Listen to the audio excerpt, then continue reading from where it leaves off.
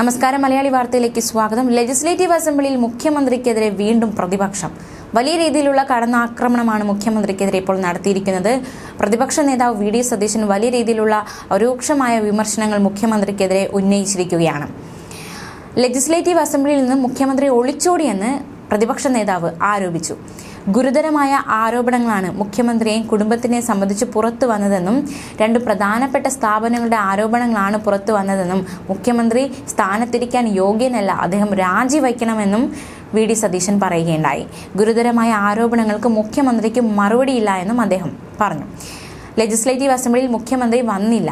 പ്രതിപക്ഷമല്ല, ഭരണപക്ഷമാണ് സഭാ നടപടികളെ തടസ്സപ്പെടുത്തിയത്. പ്രതിപക്ഷത്തിന്റെ എല്ലാ ആവശ്യങ്ങളെയും അടിച്ചമർത്തുകയാണ്. മുഖ്യമന്ത്രി നടത്തിക്കൊണ്ടിരിക്കുന്നത് ആർത്തി പ്രഭാഷണങ്ങളാണ് എന്നും വി ഡി സതീശൻ ആരോപിക്കുകയുണ്ടായി. മുഖ്യമന്ത്രി രാജിവെക്കണമെന്നും വി ഡി സതീശൻ ആവശ്യപ്പെട്ടു. മുഖ്യമന്ത്രിക്കെതിരായി ഒന്നും സംസാരിക്കാൻ പാടില്ല. ലെജിസ്ലേറ്റീവ് അസംബ്ലിയിൽ മുഖ്യമന്ത്രി പച്ചക്കള്ളമാണ് പറഞ്ഞത്. വലിയ അഴിമതിയാണ് നടന്നത്. മുഖ്യമന്ത്രി അന്വേഷണം നേരിടണം എന്നതടക്കമുള്ള കാര്യങ്ങളാണ് വി ഡി സതീശൻ ഇപ്പോൾ തുറന്നടിച്ചിരിക്കുന്നത്. എന്തായാലും ഇത്തരത്തിലുള്ള വലിയ രീതിയിലുള്ള വിമർശനമാണ് ഇപ്പോൾ പ്രതിപക്ഷ നേതാവ് മുഖ്യമന്ത്രിക്കെതിരെ ഉന്നയിച്ചിരിക്കുന്നത്. രാജിവെക്കണമെന്നൊരു ആവശ്യം വരെ ഇപ്പോൾ മുന്നോട്ട് വെച്ചിരിക്കുകയാണ് പ്രതിപക്ഷ നേതാവ്. അതേസമയം മുഖ്യമന്ത്രിയുടെ മകൾ വീണ വിജയനെതിരായ SFIO അന്വേഷണം ലെജിസ്ലേറ്റീവ് അസംബ്ലി നിർത്തിവെച്ച് ചർച്ച ചെയ്യണമെന്ന് ആവശ്യപ്പെട്ട് പ്രതിപക്ഷം കൊണ്ടുവന്ന അടിയന്തര പ്രമേയം, ആ പ്രമേയത്തിന് സ്പീക്കർ അനുമതി നിഷേധിച്ചിരുന്നു. ഇതോടെയാണ് പ്രതിപക്ഷം പ്രതിഷേധിച്ചത്. നടുത്തളത്തിലിറങ്ങി പ്രതിപക്ഷാംഗങ്ങൾ പ്രതിഷേധിക്കുകയുണ്ടായി. തുടർന്ന് ലെജിസ്ലേറ്റീവ് അസംബ്ലി നടപടികൾ ബഹിഷ്കരിച്ച് പ്രതിപക്ഷം വാക്കൌട്ട് നടത്തി. ലെജിസ്ലേറ്റീവ് അസംബ്ലിയിൽ ചോദ്യോത്തരവേള തുടങ്ങിയതിന് പിന്നാലെയായിരുന്നു അടിയന്തര പ്രമേയം കൊണ്ടുവന്നത്. അടിയന്തര പ്രമേയത്തിന്റെ നോട്ടീസിന് പോലും അനുമതി നൽകാത്ത അസാധാരണ നടപടിയാണ് ഉണ്ടായതെന്ന ആരോപണമാണ് പ്രതിപക്ഷം ഇപ്പോൾ സർക്കാരിനെതിരെ ഉന്നയിച്ചിരിക്കുന്നത്.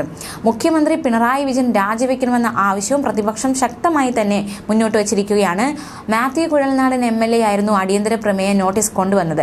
പ്ലക്കാർഡുകളും ബാനറുകളും ഏന്തിയായിരുന്നു പ്രതിപക്ഷം നടുത്തളത്തിലിറങ്ങി പ്രതിഷേധിച്ചത്. അതേസമയം ലെജിസ്ലേറ്റീവ് അസംബ്ലിയിലെ മറ്റ് സംഭവ വികാസങ്ങൾ നോക്കാം. കേന്ദ്രത്തിനെതിരെ സംസ്ഥാന സർക്കാർ ഇന്ന് ലെജിസ്ലേറ്റീവ് അസംബ്ലിയിൽ പ്രമേയം കൊണ്ടുവന്നു. ധനമന്ത്രിയാണ് ഈ ഒരു പ്രമേയം അവതരിപ്പിച്ചത്. സാമ്പത്തികമായി കേന്ദ്രം കേരളത്തെ ഞെരുക്കുന്നുവെന്ന വിമർശനമായിരുന്നു ഇതിലുണ്ടായിരുന്നത്. കേന്ദ്ര വിഹിതം വെട്ടിക്കുറയ്ക്കുന്നു, കടമെടുപ്പ് പരിധി കുറയ്ക്കുന്നു തുടങ്ങിയ കാര്യങ്ങളും പ്രമേയത്തിൽ ഉന്നയിച്ചിട്ടുണ്ടായിരുന്നു. കേന്ദ്ര സർക്കാരിനെതിരായ ദില്ലി സമരത്തിന്റെ പശ്ചാത്തലത്തിൽ കൂടിയായിരുന്നു പ്രമേയം.